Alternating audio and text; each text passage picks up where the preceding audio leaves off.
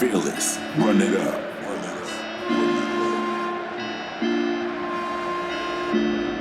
Man, y'all need to start tuning in to the YouTube channel, The Bengals Genius Show. All right, it's time. Bengals Genius here. Been working in the lab. I know you guys have been anxiously waiting to see who the pick is going to be for the Bengals at number 31 for the 2022 NFL Draft. All right, as you know, I'm 3 for 3 since this show's come out, but they've kind of been, let's be honest, a little bit of layups there.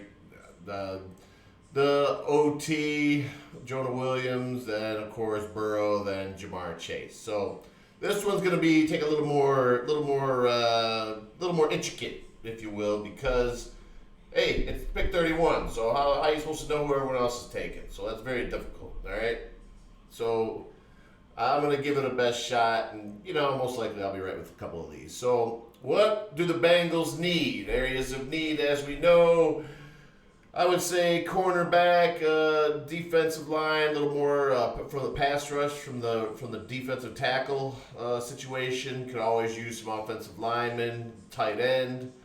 But with the 31st pick, what the Bengals will do, if he's available, is select Kyrie Elam, the cornerback out of Florida. And I'll tell you why.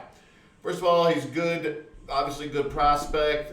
I love his height, 6'3", runs a 4.3 40. But last year, if you remember, when we played the Chargers, they definitely had a size advantage. Everything about that game was hideous and ugly. It was probably the Bengals. Well, the worst game of the year last year was the Browns fiasco at Paul Brown Stadium. That one was rough, but I would put the game against San Diego at second worst game there. But there was a jump ball situation, and before the Bengals defense tightened up, they were definitely having problems with the bigger wide receivers. So a rangy, tall guy like Kyrie would be a great fit and match up.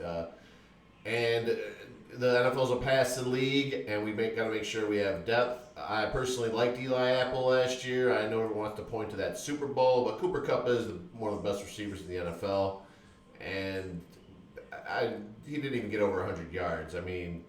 So I'm not going to crucify Eli Apple for that whatsoever. He had some big ups and downs, but you can always use more corners in this league, especially with how the AFC is going to be a gauntlet of QBs, Pro Bowl QBs, and studs, So I expect that. If he's not available, expect the Bengals to trade out of the first round and either take Devontae Wyatt, the interior pass rush defensive tackle for the Georgia Bulldogs, or also trade down and get either Channing Tindall or Jamari Salyer. I think the Bengals love SEC players, especially those that go to Senior Bowls, go to and play in national championship games.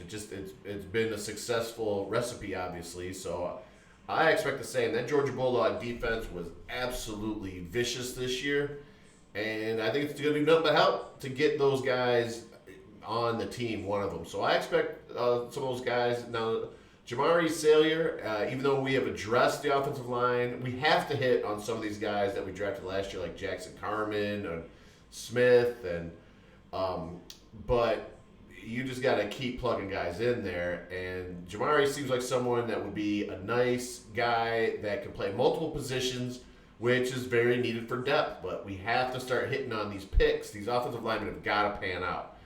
So that's what we can expect. I definitely expect some Bulldogs, but address the cornerback at 31st pick. So that's that, baby. So we'll see what happens there. Looking forward to the draft. It's going to be crazy picking this late. Let me think about this. So back in 89 is when we, picked this late, I believe, after the Super Bowl run in 88. So I believe we ended up picking, I think it was James Francis,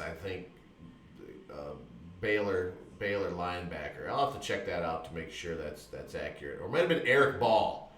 Eric Ball, the running back out of UCLA. Anyway, back in the olden days, the draft really wasn't what it is now, a 3-day affair on, so it's really turned into quite a spectacle. I wouldn't doubt that the NFL draft gets more viewers than the NBA championship. I don't know if that's 100% true, but I'll just say it. You can find out if it's not. But either way, it's going to be Thursday, so I'm excited. It's nice to just sit there, relax, and watch everyone get, stressed out and excited. But yeah, I want to take a moment. I'm watching right now on NFL Network the game, the Andy Dalton to Tyler Boyd game against the Baltimore Ravens, and Andy is a great, super nice guy, and but he did have some big moments for Cincinnati, and it's funny watching this. It's like it's all been erased because of.